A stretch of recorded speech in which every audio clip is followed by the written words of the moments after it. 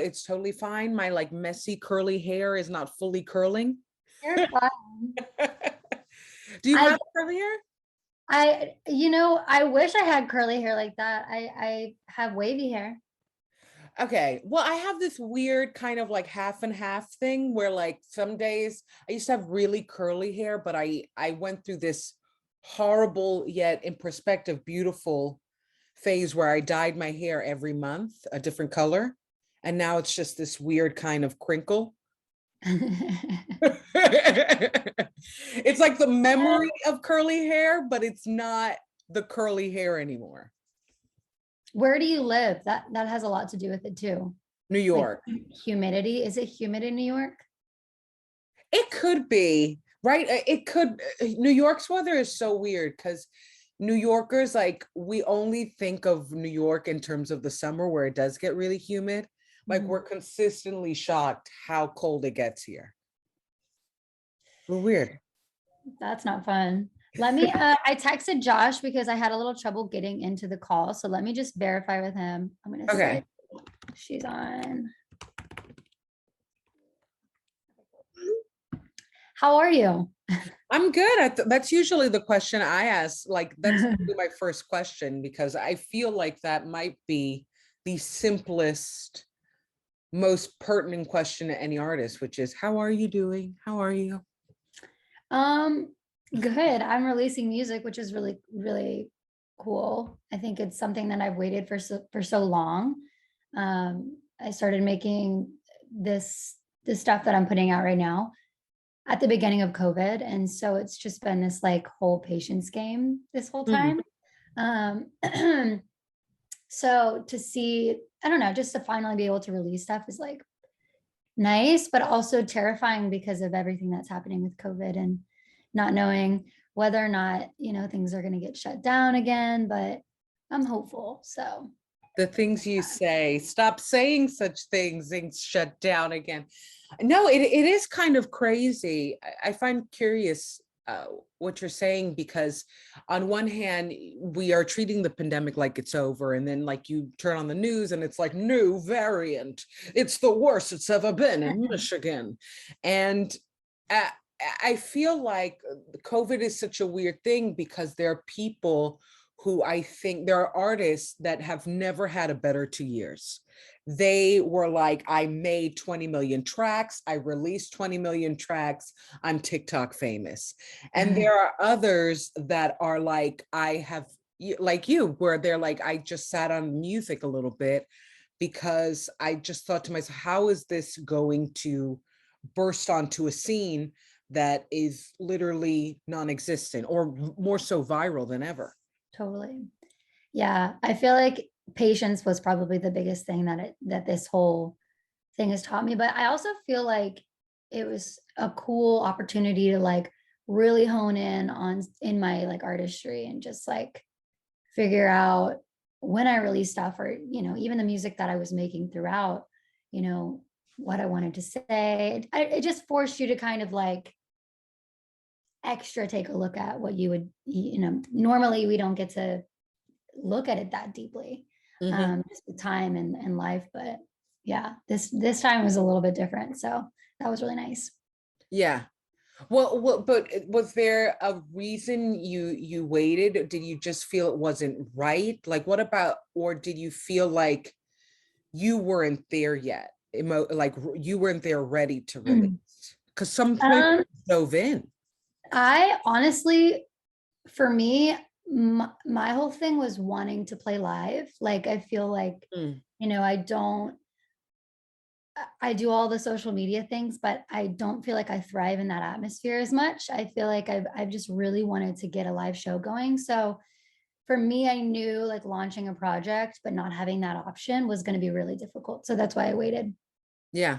Yeah, Yeah. that I just interviewed another artist who was saying the same thing of kind of this feeling that without the live aspect, it wasn't just that he didn't feel the music didn't come alive, but there's almost this little pocket of emptiness to you as an artist, Mhm. knowing that it's just going to stay in the ethos and never hit a stage. Totally. Yeah, I feel like there's just something different about being around real people and getting to play your music and see, develop relationships with people who enjoy it. So that's, yeah. Yeah.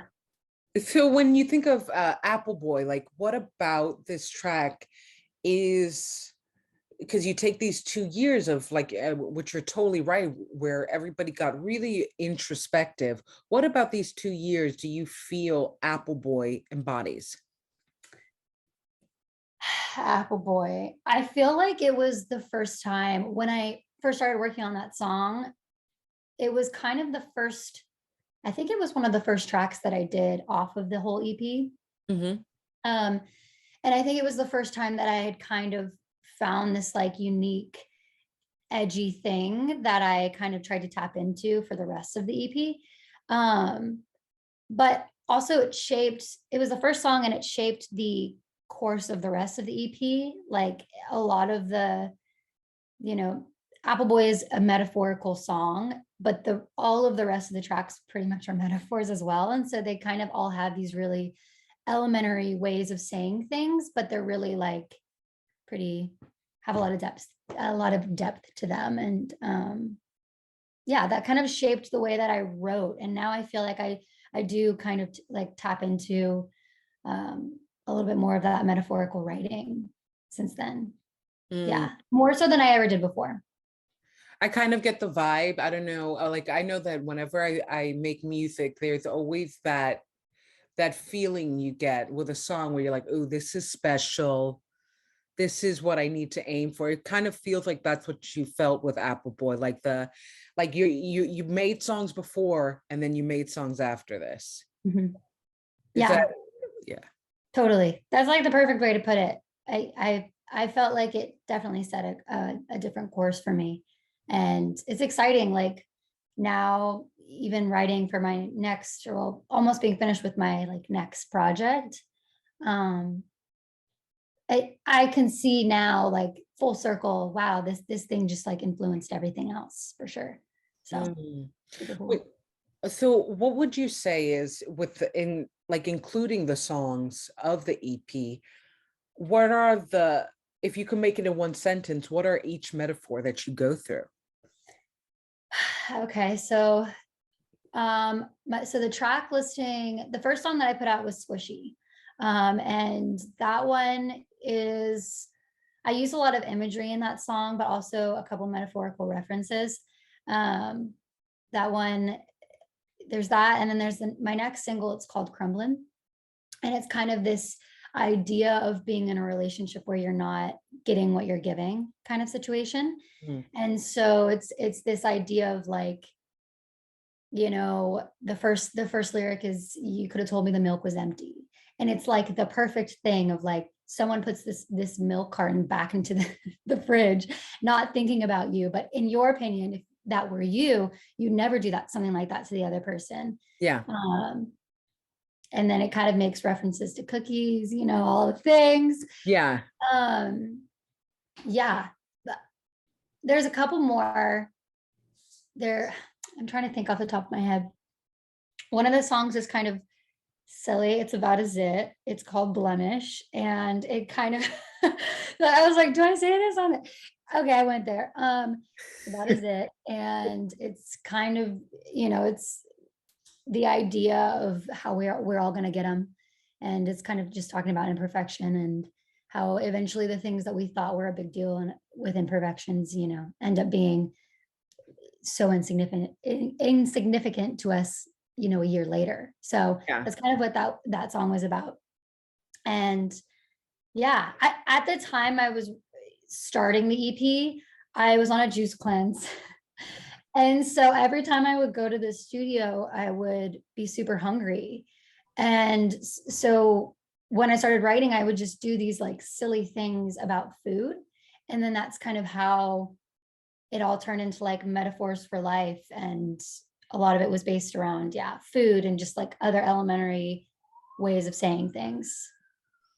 I really dig that, because I think that specificity works in drawing in listeners.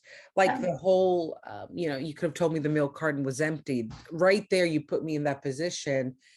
of kind of opening the fridge, seeing the milk carton is empty, pulling it out. And then I think that every relationship, for better or worse, I don't know if it's necessarily a bad thing to do, runs on symbolism. Mhm. Like the milk carton is a symbol for a lack of respect. Yes, yes. Like, how dare you just put it back? You knew I'd pick it up. Now I don't That's have actually milk. one of the lyrics. The chorus is like, how dare you, how dare you. I thought that I could trust you. It's so true though. It's like, it's so, everybody gets that feeling. Like you hate that. Those Yeah, leftovers you left in the fridge, someone ate them before you, like, we have an issue now. yeah. It's not the milk carton. It's what it symbolizes. Yes. Yes. 100. But do you have like something like that? We'll call it your milk carton moment. Something that you feel, it may be small, but the minute somebody does it, you're like, okay, we're not gonna work. You're done. You're done, sir. That TikTok meme. There's probably a lot of things off the top of my head. Um, I I tend to kind of get that way when I hear like, I don't know. I get that way when I hear people like ridicule other people's like music in a setting with a bunch of other people in there. I get like really weird about that. Mm, Yeah, that's like a big respect thing for me. I'm like, I yeah, thought that I could trust you, you know, yeah. because you know, I don't know that's just the first thing that kind of pops in my mind. It was actually an inspiration behind the song. It was kind of like a theme, you know, that was it wasn't just the milk carton and I opened up a fridge one day. It was like I had an instance where someone had done something like that and I, you know, kind of went ding. Yeah. This That's a time. good that's a good milk carton moment because I definitely feel that's one of those moments. I remember I used to have a friend who was super gossipy about people. Mhm. And then one day they were gossiping about somebody who was their roommate and was really good to them. And I don't know why they were talking. And then something in my head said, I wonder if you talk about me like this. Mhm. Yeah, totally, totally. Yeah. Like Yeah. it never Or hit me that maybe they talk about me like this. yeah. And I think just like on a level of like music and respect and like knowing the artist's struggle, like knowing like this stuff is not easy, you know. You always hope that, you know, other creatives in other places would do the same thing. So that's kind of, you know, yeah. Yeah. That's that one. So No, I think you're totally right because it's kind of like there's a feeling that you'll get a lot of milk carton moments compared to Apple Boy moments where you're like, oh my God, I found the holy grail of my voice. And that yeah, it's hard. There's a lot of positive versus negative totally. in this industry. And I wonder then, what is the positive that you feel helps you kind of be consistent and say, okay, I know I had today I swam through a tsunami. Keep swimming because tomorrow I'll just be swimming through a lake. But what keeps me positive through that? What is a positive that Mm, you feel keeps you positive? Something that had the milk that keeps you going. the milk that keeps me going. Honestly, my love for it, you know, like my belief in it. I think that that's the thing that keeps me going. That's pretty much it. Because Yeah. there's a lot of, yeah, there's a lot of days where I'm like, tsunami, COVID, tsunami, you know, but like, That's a ringtone right there. If you say it like that, tsunami, tsunami. yeah, wake up, tsunami. It's true. But yeah, just like belief, like, you know, you know your purpose, you know, like what you want to do, what you want to accomplish. And it's kind of just the way it is, you know, for me. I feel like, you know, I'm originally from Georgia, so I'm right outside of Atlanta. And I moved to, I don't technically live in LA, but I live right outside of LA. Because you know, LA too expensive for me. Can't do that. But Yeah. I think I didn't really know anyone out here. I mean, that was, and I grew up in a kind of a pretty low key area, and not a lot of people were doing, you know, things. So that I like think about that all the time, like what really brought me out here. And at the time that I came out here, like I knew I wanted to do music, but I didn't really have like these grand plans. Like I'm going to LA. Like it was just kind of purely, you know, belief and just like, okay, this is the next thing. And I feel like you know, I'm supposed to go do it and I'm going to go do it. That's kind of, yeah. Yeah, it's kind of like that feels like a weird tsunami lake moment where you're kind of like, I got to do something big for this thing that makes me feel big. Good luck. It Yeah, really is totally. Yeah. just, yeah, it's like kind of swimming a tsunami with only a safety vest on. Mhm. Really, when you think of artists, it is a crazy choice, I think, because there's absolutely no safety net beyond.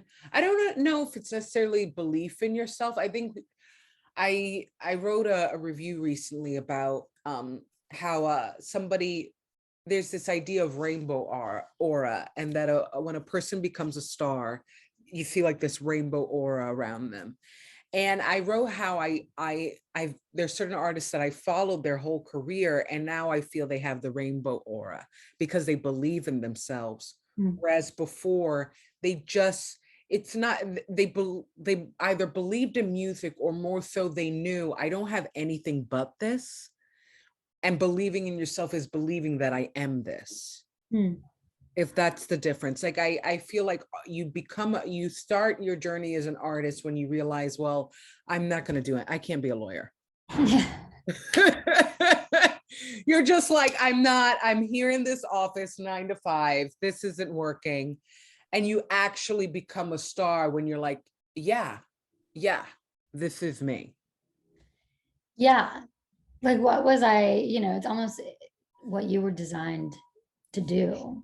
And some people are really great nurses, you know, some people are really great lawyers. They have, you know, we have these different skill sets. So Yeah. And you're yeah. like, I'm an artist, please God, may I not have been designed to be poor.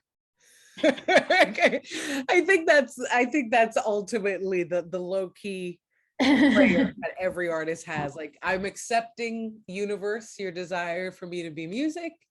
Please, here's my bank account. Here is my entire bank account. Elevate, elevate. Elevate, yes. Elevate to God. But you know, one fun question that fun, I guess in a nerdy way, is I always ask people, what is a good book or TV show or movie that you think would be a perfect concept album? um, that is a perfect question because right now for the EP that I'm writing, I'm reading a book Hmm. and kind of writing about it. It's called The Secret Life of Colors. And it kind of goes through the history of color and, you know, way back to when man first began, whenever that was. Yeah. And it kind of talks about how it's shaped and it shaped culture and it shaped the world and all these meanings of color that we don't even think about, and all the ways in which they communicate to the people around us, and we don't even realize. So I'm writing about that. My next EP is about that exact Yeah. concept. Yeah. That definitely feels like an artist thing, though, of just massively curious about how things came to be. Like, you know, who decided green was green? Does anybody know how does a television really work? Really work? Really. Yeah. Yeah, yeah. Is there a color that you kind of are like impressed by their history? Like before it was gray, but now you're like, now you're gray. um that I'm reading about. Yeah. There's this really cool color that it was funny because I have this like thing of, you know how you go to, Walmart or wherever it is, and you'll get all your little like color pencils and I don't know if you do that. That is how I write. I don't even get into a meeting. I don't type things. I like write it all on a piece of paper, get my colorful thing, like I need it. And I got these cute, markers or whatever. And one of them was called, the color shade was ultramarine. And like a day before, I had bought this book that I'm reading, and like that name stuck with me. I was like, ultramarine, I've never heard of that. Beautiful. And so the next day I'm reading this book, and one of the first colors that they go into the history of was what? Ultramarine. And it's just this really beautiful, vivid color of blue. And I'm trying to think of like, it was really expensive. I think it was it Mike? Who was it that, I don't know what artist. I'm not going to say an artist because I'm not going to, about to look stupid on here. But some of the biggest artists like couldn't even get their hands on it because it was so expensive, because it was so beautiful. And so there's some of these, the painting of the girl with the pearl earring. Yeah. So it talks about how the artist couldn't even, he wanted to use, that color in that painting, but he couldn't even attain it because it was so valuable. And I don't know, I thought that was kind of a cool, ultramarine means beyond the sea as well. I don't know, I just like all that little, like, here's this little piece and this little piece. And if I feel connected to like a word enough, and I feel like if the word tells enough of a story, like that's how I write. I don't necessarily sit down and like toy with piano or guitar. Like I try to read, and I try to like, figure out what stands out to me. And then I like to build stories around that. And that was kind of what that word did for me. So. I mean, it's, first of all, it's a beautiful word. And yeah, I could definitely, I think in terms of music methods, for me, it's a mixture of either listening to the beat and letting it come, or just kind of having an ultramarine moment and being like, wow, I just like, you're on the train and you see this woman come in with like a really vivid red scarf from right there. It's like, let me just put that down into a verse. Yeah. Painting pictures. It's like, it's what we do. Yeah. I for some reason I'm thinking of, there's an account on TikTok that is like all about really beautiful random colors. And I think the color that really impressed me was called Schboloff. Schloboff.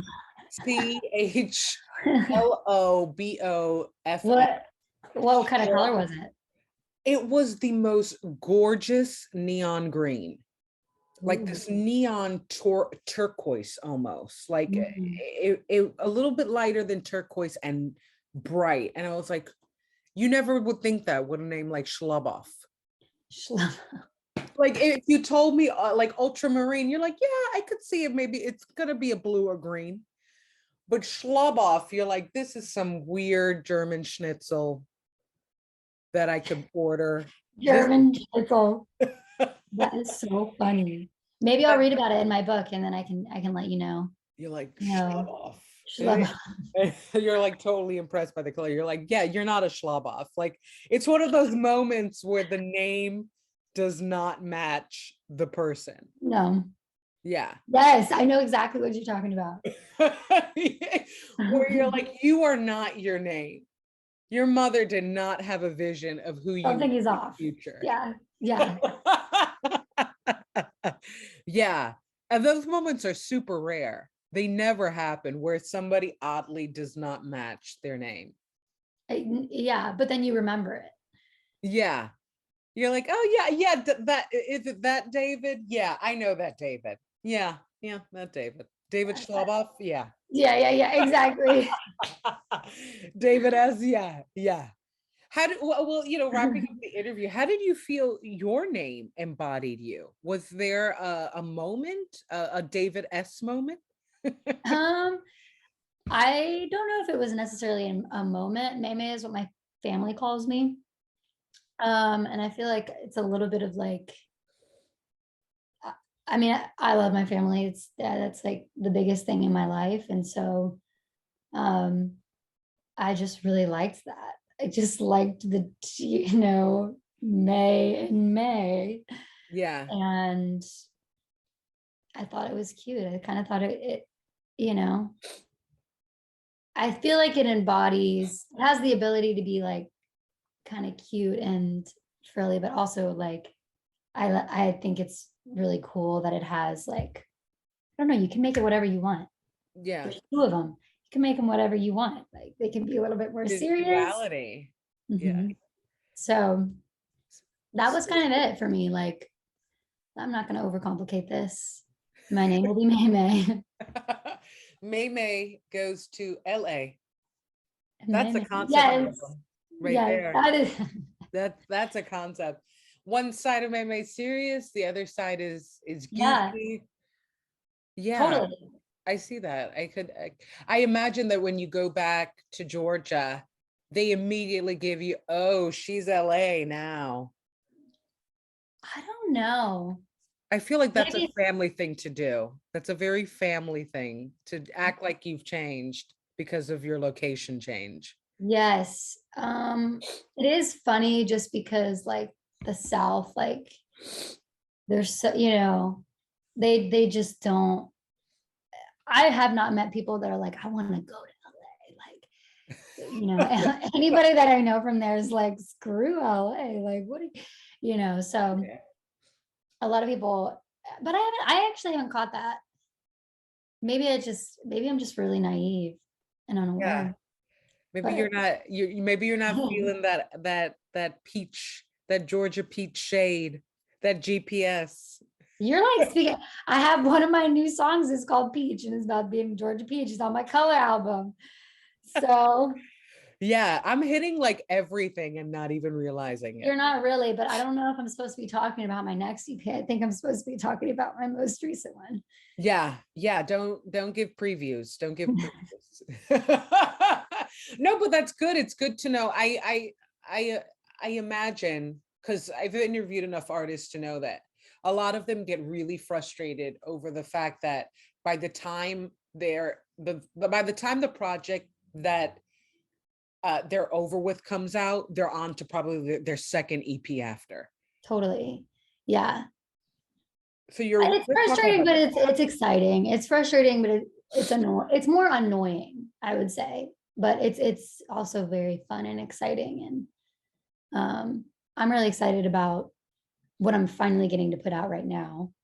It's just it'll be a fun journey. That's it. I yeah. think that's kind of what it comes down to. But um Yeah, 100%. It's kind of like the release of your music will never catch up to where you are musically.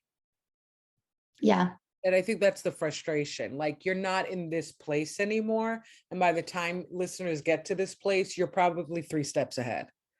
Yeah. Yeah, I pretty much. tried my very best during this whole COVID to not listen to my own music as much as possible. And so I think that that's like, I didn't keep anything on my phone. Everything was on my laptop. So like, if I wanted to listen to something in the car, like I just would kind of force myself not to. Um, and I think that's actually been really helpful because now, I have the ability to listen to it with fresh ears, Yeah. so that's really nice because it feels new again, as opposed to being like, "Ugh, I'm so sick and tired of this, like demoitis kind of Yeah. situation." I think if you listen to your music too much, there's this weird thing that happens where at first you're like, I am a star. This is a hit. The world needs to hear this. And then it becomes like, especially like for some artists, after it's released, it's like dead. It's like, I don't know that kid. I never met that kid. And went to college like freshman year. That's the last time I saw him. Yes. Yeah, basically. That's David S. That's David Mhm. Schboloff. But Well, I always end my interviews with like some moonology cards, like for affirmations. Do you want me to pull for you? I always ask. yeah, I would love it. Okay, so I So shuffle. they give you affirmations? Yeah, they give you like your first card was it's time to release a negativity, full moon in Scorpio. Ooh. It's time to take action, new moon in Aries. Very interesting. Like with just these two, full moon is about releasing, new moon is about receiving. So, and they're both like, what's coming out to me is like the signs, Scorpio and Aries. Like a new moon in Aries is very fiery. Like you're about to receive a lot of fiery opportunities. And you're gonna have to like just kind of pick up and go with them. And a full moon in Scorpio, Scorpios are like notoriously structured. So it's kind of what it's trying to say is like, you have to release your negativity, and it's as if you've almost structured it. Like there's a structured pattern of behavior of kind of doubt that the new opportunities that are coming in are going to be like so flamed up that you got to leave old doubts, old behaviors that I guess sometimes as human beings, we have the tendency to kind of, we deal with our negativity in that it's there. We don't necessarily heal it. We just know how to pattern it into our life. Mm. And then you got the last two cards are show the world the real you, full moon in Aquarius, and be bold and make the first move, cardinal move. And that a cardinal moon. And that kind of matches this in that if you release the negativity and kind of light up that fire of meet the fire of the opportunities that are coming ahead, you will be able to just dive in, no overthinking. And the way you don't overthink is by being the real you. Like when you're actually you, you don't think about it because you're just too busy being it. Interesting. Yeah, I feel like as you were just talking, I like, you know, when you feel like your brain's being massaged, like the best. Like when I meet a person where when I'm talking to them and I just could like you could just talk forever and I could just be like, yes, just please. That's what just happens to me. So yeah, because you did go a little like, I'm taking this in so much right now. It's like when somebody's doing your hair and you're like, that was what it was. You don't need to stop. Just keep massaging. Yeah. I love that. Well, you make me feel so good. I'll pull another one. One last one. I pulled 4. I'll pull another one. But yeah, that interesting cards. Okay. Full moon and Sagittarius. Look at the bigger picture. So you got a lot of, you've gotten basically 3 full moons, which is full moons are always about releasing. Look at the bigger picture. Sagittarius is kind of, you know, a Sagittarius. Miley Cyrus is a Sagittarius. You know, they're bombastic, they're bold, and that's kind of what it's asking you. A great way to be yourself is by keeping that vision of yourself in the future that I think every artist has this star in their head that's like totally walking into rooms, never nervous, never kind of doesn't even have to network anymore. They're just like, people come to me. If you are that person now, then you will become that person in the future. That's what it's trying to say. You got the milk. You got the milk. I got the milk. I love it. The milk is not empty. The milk is not empty. The Schboloff, the ultramarine, we have attained it. Yes. Well, I mean, this was a great interview. We kind of went through everything. Milk cartons, my crinkled hair. We did it all. We did it all. Yeah, and I appreciate it. This was great. Well, I'll send you a link when live, and this was so cool. It was great meeting you. You got great cards, and I wish you all the best in the future. Thank you so much. You as well. Yeah. Have a great day. You too. See you. Bye. Bye.